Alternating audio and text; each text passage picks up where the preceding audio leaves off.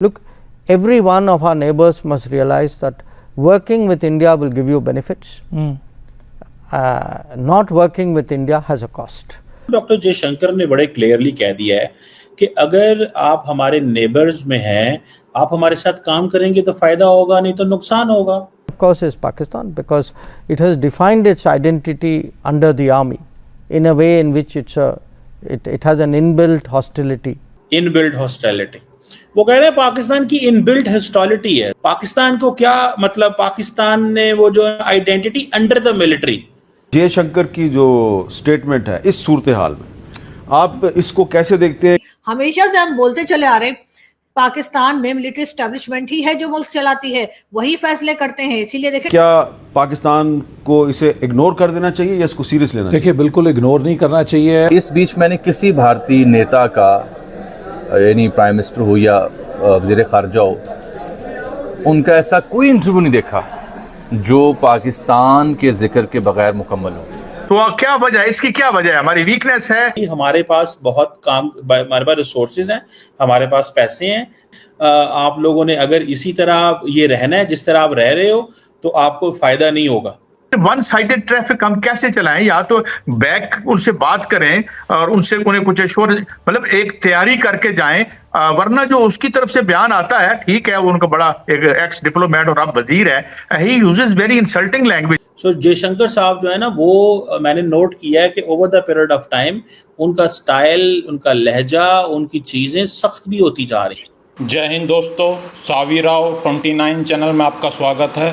तो जयशंकर ने live show में बैठ के पाकिस्तान को खरी खरी सुना दी है.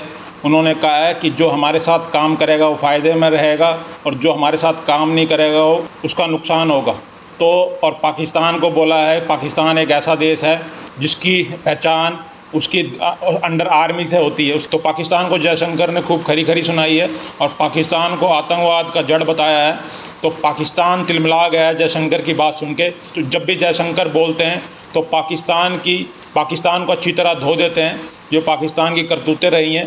तो जयशंकर के कड़े बयान से पाकिस्तान जलकर राख हो गया है और उन्होंने बोला है कि जो हमारे साथ काम करेगा वो फ़ायदे में रहेगा, जो नहीं करेगा उसको नुकसान होगा.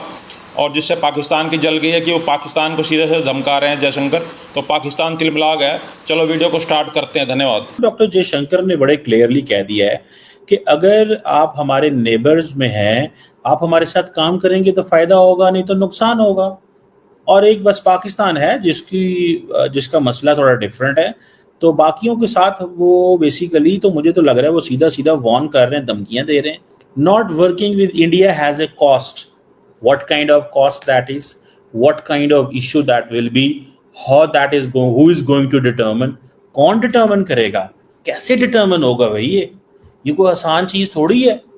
ये कौन determine करेगा, कैसे determine करेगा, ये क्या चीज होगी?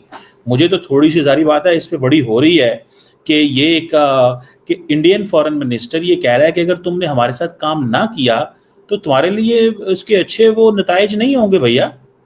सो वो नेपाल को भी कह रहे हैं, वो भूटान को भी कह रहे हैं, वो श्रीलंका को भी कह रहे हैं, वो मालदीव्स को कह रहे हैं, वो बांग्लादेश को कह रहे हैं. किसको कह रहे हैं?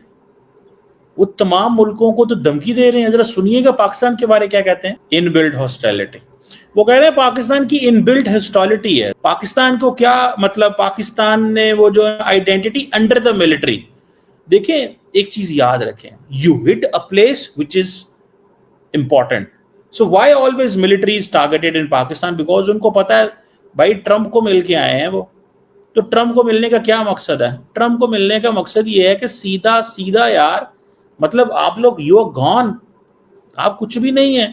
कि सियासतदान तो कुछ भी नहीं है इस मुल्क के अंदर. इस मुल्क के अंदर कोई है तो वो सारे के सारे मिलिट्री है. ये मिलिट्री की गेम है सारी. तो मुझे ऐसे लगता है, what I understand, What I realize कि ये एक डिफरेंट चीज़ है, ठीक है.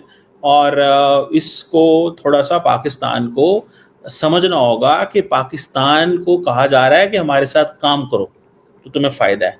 इसको मैं इस एंगल से भी देखता हूँ. अपॉर्चुनिटी बताई जा रही है कि हमारे साथ काम करो, बैठो यार, क्या तुम लोगों ने तमाशा लगाया, हमारे साथ क्यों नहीं काम करते. ये भी एंगल है. और बाकी छोटे मुल्क हैं उनको तो वैसे ही कहेंगे हेलो भैया काम करना है कि नहीं करना. क्या मसला है तुम्हें, आओ बैठो यहाँ पे, ठीक है। सो ये चीज मैं आई अंडरस्टैंड दैट। और बताया तो ये जा रहा है कि भाई हमारे पास बहुत काम, हमारे पास रिसोर्सेज हैं, हमारे पास पैसे हैं, हमारे पास सारा कुछ है, आप लोगों के पास कुछ नहीं है।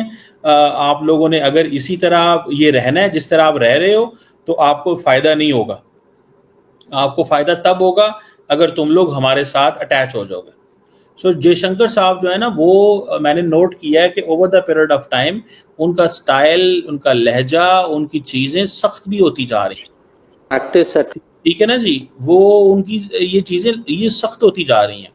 और छोटे छोटे मुल्कों को वो सबको कहते हैं कि यार आप अपने आप को ठीक कर लो, ठीक है, हमारे पास बहुत कुछ है तुम्हें देने के लिए। बेसिकली तो he saying this, we have enough of the things to give you, ठीक है। अगर आप हमारे साथ अटैच हो जाओगे तो आपको फायदा होगा, ठीक है, और अगर वो हमारे साथ अटैच नहीं होते तो आपको नुकसान होगा। ईरान और इजराइल को लेकर उसमें जी पाकिस्तान ने जो है बिल्कुल अमेरिका का साथ नहीं दिया है। और जाहिर है ईरान हमारी जो है वो ब्रदरली इस्लामिक कंट्री है, तो हम ऐसा कैसे कर सकते हैं क्या? हाँ ठीक है, ठीक है, हाँ ठीक है, ठीक है, हमने अफगानिस्तान के वक्त हमने ऐसा किया था, ऐसा नहीं है, लेकिन उसके बाद हमने सबक सीख लिया। और जाहिर है उस वक्त अमेरिका ने हमें पैसे दिए थे और हमने अमेरिका को यहाँ पर मदद की थी, और यहीं से अमेरिका ने जाकर जो है वो ड्रोन जो थे वो टपकाए थे वहां पर अफगानिस्तान में, हम मानते हैं। लेकिन इस बार नहीं जी, हमने बिल्कुल नहीं किया।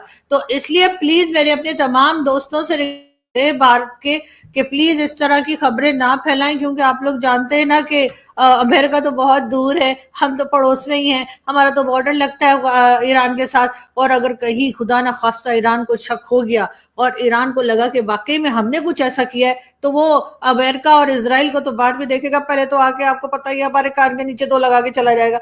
इसलिए कि पहले ही जो है आपको पता है ना कि सब लोगों को हमारे ऊपर शक रहता है। लेकिन हमेशा से हम बोलते चले आ रहे हैं पाकिस्तान में मिलिट्री एस्टेब्लिशमेंट ही है जो मुल्क चलाती है, वही फैसले करते हैं, इसीलिए देखें। लेकिन वो तमाम लोग कहाँ गए पाकिस्तान से, वो टीएलपी वाले और वो कौन कौन से मुल्ला माफिया जो यहाँ रहती है। और अगर कोई जरा सा कुछ इस्लामिक कंट्री में कुछ हो और उसमें कहीं से कोई यूरोपियन कंट्री या किसी का जरा सा भी उन्हें शक हो जाए, तो वो फौरन ही बाहर निकल आते हैं और कहते हैं कि एम्बेसी बंद कर दो, एम्बेसी को आग लगा दो, बाहर टायर जलाते हैं, एम्बेसडर को वापस भेज दो। अमेरिका ने ईरान के ऊपर अटैक कर दिया, अमेरिका ने ईरान की जो न्यूक्लियर इंस्टॉलेशंस हैं उस पर अटैक कर दिया। पाकिस्तान के ये तमाम लोग जो कि बात बात पे जो है वो एम्बेसी से लोगों को निकल जाने को कहते हैं, हम बात बात पर कहते हैं कि इनको एम्बेसी बंद कर दो, टायर जलाते हैं, क्या कुछ करते हैं, वो अमेरिकन एम्बेसी के बाहर कब जाने वाले हैं।